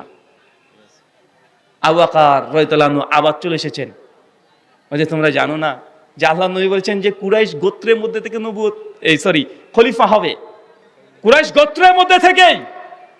যখন এই হাদিস পেয়েছে সাহাবীদের সঙ্গে সঙ্গে ওমর বিন খাত্তাবের কাছে গেলেন। ওমর বিন খাত্তাব আবু বকরের হাতটাকে ধরে ঘোষণা করে দিলেন যে আমি আবু বকরকে খলিফা হিসেবে মনোনীত করছি, আমি বায়াত করলাম তার কাছে। তখন সকলেই আবু বকরের কাছে বায়াত করতে শুরু করে দিলেন। দেখেন মতভেদ দেখেছেন, হয়েছে কি হয় নাই? কথা বলেন, হয়েছে কি হয় নাই? এটার কি মতভেদ রে ভাই? আল্লাহ নবী দুনিয়া থেকে চলে যখন গেলেন, এরপর আল্লাহ নবীর কন্যা ফাতেমা, নাম শুনেন নাই? নবীর কন্যা ফাতেমা রাদিয়াল্লাহু আনহা, তিনি এসে আবু বকরকে বলছে, আবু বকর আমার বাপের জমির সম্পত্তির ভাগ দাও। আবু বকর বলছে না, দিতে পারবো না। আবু বকর বলছে না, দেব না। আর ফাতেমা রাদিয়াল্লাহু আনহা বলছেন জমির ভাগ দাও। আবু বকর তখন বলছে আল্লাহর নবী বলে গেছে নবীদের কোনো সম্পত্তি তার পরিবারের মধ্যে ওয়ারিশ বন্টন হবে না, এটা উম্মতের সবার জন্য। নবী সম্পত্তি কোনো ওয়ারিশ তার ছেলে মেয়ে পাবে এমন না। পরবর্তী সময় যখন ফাতেমা রাদিয়াল্লাহু আনহা এই ব্যাপারে আরো জানালেন, আলী বিন আবি তালেব যখন বুঝালেন, তখন তিনি ফিরে এসেছেন। দেখেন নবীর মেয়ে এসে বলছে আমার বাবা সম্পত্তি দাও। আবু বকর বলছে না, দেওয়া যাবে না। কেন? নবীর হাদিস আছে তার কাছে, তাদের হচ্ছে গুরুত্ব এতটা ছিল, কিন্তু আমরা কোন দিকে চলে যাই। আল্লাহ সুবহানাহু ওয়া তাআলা মুসলিম উম্মাহকে সহজ সরল পথ তুমি দেখাও, চলে পড়ি আমিন। সম্মানিত সুধী, আমি আলোচনা দীর্ঘায়িত করছি না, এতটুকু বলার প্রয়োজন ছিল। আপনারা কথা শোনেন, আমার কথা হচ্ছে কথা আপনি শোনেন, আমার কথা মানতে হবে না, কিন্তু কথা শুনে বোঝার চেষ্টা করেন, ইসলামটাকে জানেন। কিন্তু দূর থেকে সমালোচনা নিন্দা করলে উম্মাহ কখনো একত্রিত হতে পারে না। আল্লাহ সুবহানাহু ওয়া তাআলা তুমি কবুল করো আমিন। আমাদের মধ্যে যে অসুস্থ আছে আল্লাহ সুবহানাহু ওয়া তাআলা তুমি আর শাফি, তুমি সুস্থতা দানকারী, আমাদের প্রত্যেককে তুমি সুস্থতা দান করো আমিন। প্রশ্নোত্তর হবে নাকি? জি দ্রুত করেন তাহলে। এই বাইকটা চালু করে দেন তো, বাইকটা। আচ্ছা, এখানে কিছু বইয়ের ঘোষণা দিই। হাদিস ফাউন্ডেশন বাংলাদেশ থেকে কিছু বই পাওয়া যাচ্ছে, সবগুলো বইয়ের নাম তো বলা সম্ভব নয়। স্টেজে পাওয়া যাচ্ছে, আপনারা নিতে পারবেন। আর আমার লিখিত যদি বই নিতে চান, আমার গাড়িতে আছে, আমার লিখিত বইগুলো গাড়ি থেকে নিতে পারবেন। এটা কিন্তু খুব গুরুত্বপূর্ণ প্রশ্নগুলো এখানে আসছে। বাড়ি থেকে কত কিলোমিটার দূরে গেলে কত সালাত পড়তে হয়? শুকরান, জাযাকাল্লাহ খায়রান। এখন উত্তর দিলে বলবে মতভেদ করছি। আমি শহীদের পেলে শোনেন, ইমাম শাফি রাহিমাহুল্লাহর মতে আমাদের হিসাব অনুযায়ী 26 কিলোমিটার। কত কিলোমিটার? 26 কিলোমিটার। ইসহাক বিন রাহুইয়া তিনি 26 কিলোমিটার বলেছেন। হানাফি মাযহাব অনুযায়ী 48 মাইল। কত মাইল? কত মাইল? 48 মাইল। শাইখুল ইসলাম ইবনে তাইমিয়া রাহিমাহুল্লাহর মত অনুযায়ী যে এটা কোনো কিলোমিটারে ধার্য করা যাবে না, বরং আপনি যখন বাড়ি থেকে বের হচ্ছেন আপনি নিজে বুঝতে পারবেন যে আপনি এখন মুসাফির। কথা বুঝতে পারলেন? মানে আপনি নিজে বুঝতে পারেন যে কত কিলোমিটার আপনার জন্য মুসাফির মনে হচ্ছে। কারণ আগেকার দিনকার সফর আর এখনকার সফর সমান নাকি? কথা বলেন। আগেকার দিনের মানুষ যদি 1 কিলোমিটার যেত 1 ঘন্টা লাগতো, এখন 1 কিলোমিটার যেতে 1 সেকেন্ডও লাগে না, তাই না? তার জন্য শাইখুল ইসলাম ইবনে তাইমিয়া বলেছেন এটা আপনার পরে নির্ধারণ হবে, আপনি নিজে বুঝতে পারবেন যে আপনি এখন মুসাফির, ওটাকেই আপনি কসরের সময় ধরবেন। তবে জমহুরদের মত অনুযায়ী 26 কিলোমিটার যদি পার হন, মানে 26 মাইল মানে 36 কিলোমিটার, তাহলে আপনার জন্য কসর শুরু হয়ে গেল। আপনি চাইলে তখন কসর করতে পারবেন। শুকরান।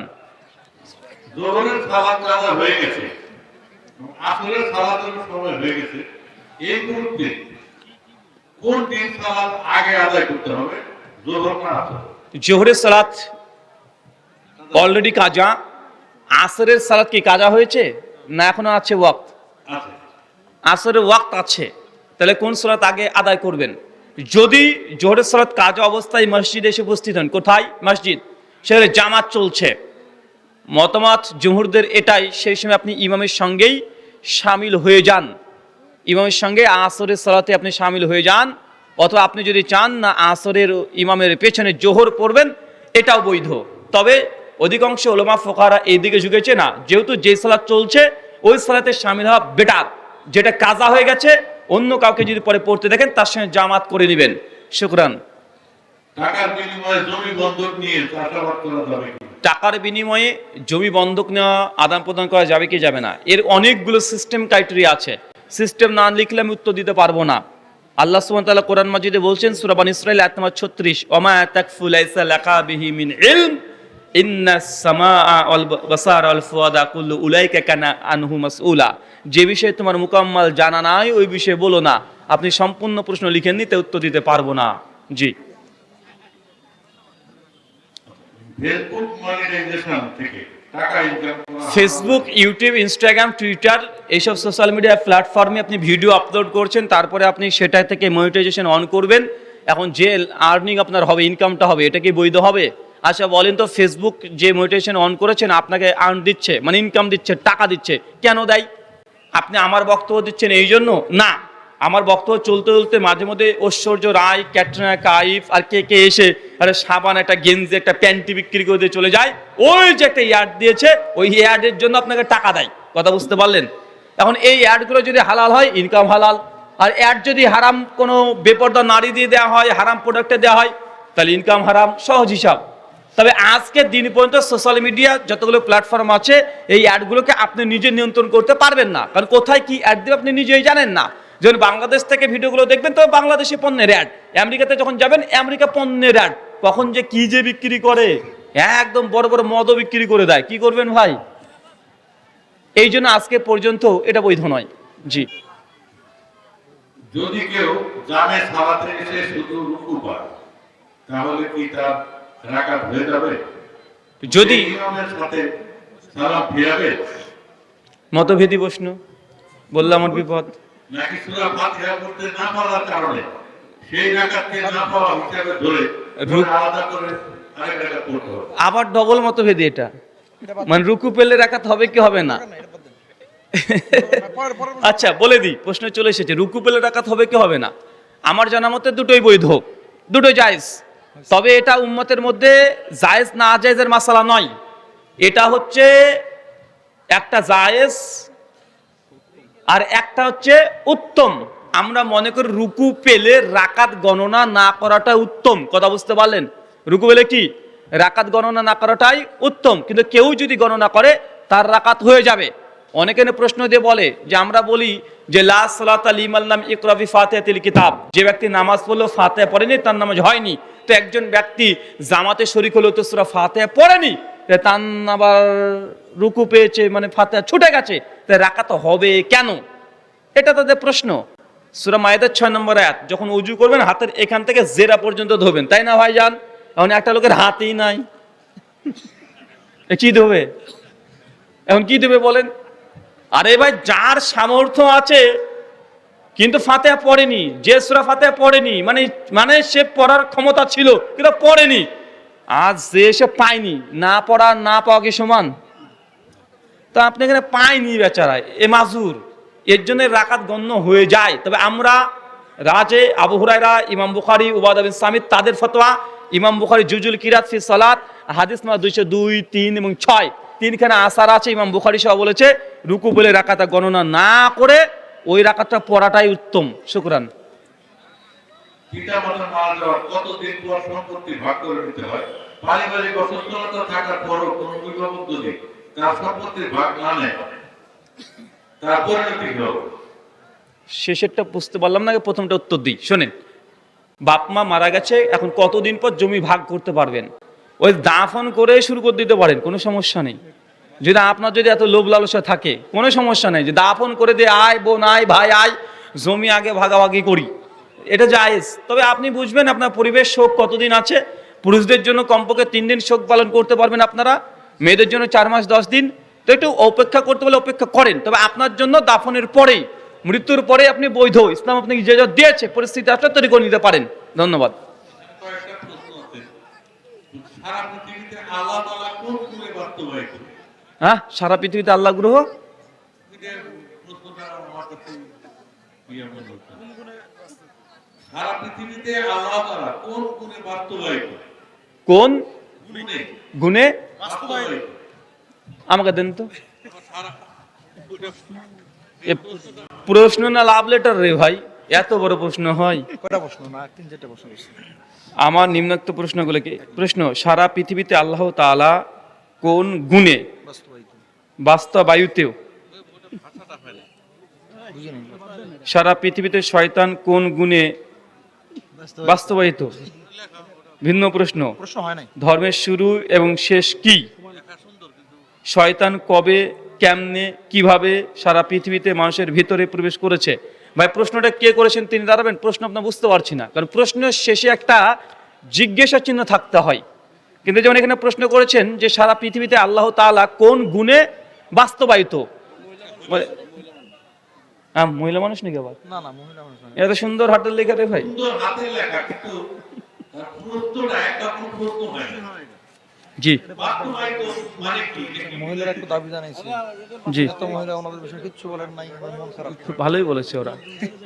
আচ্ছা ঠিক আছে, শুকরান, জাযাকাল্লাহ খায়রান। বারাকাল্লাহু ফিকুম। আল্লাহ সুবহানাহু তুমি কবুল করো, আমিন। আমাদের মধ্যে যারা মৃত্যুবরণ করছে আল্লাহ, তা যদি শিরিক না করে মৃত্যুবরণ করে তুমি ক্ষমা করে জান্নাতুল ফেরদৌস দান করো, আমিন।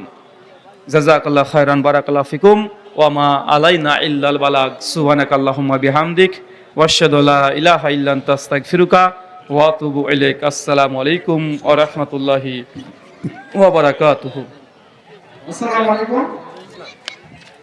আজকের ওয়াজ মাহফিলের সম্মানিত সভাপতি সাহেব, আজকে মাহফিলের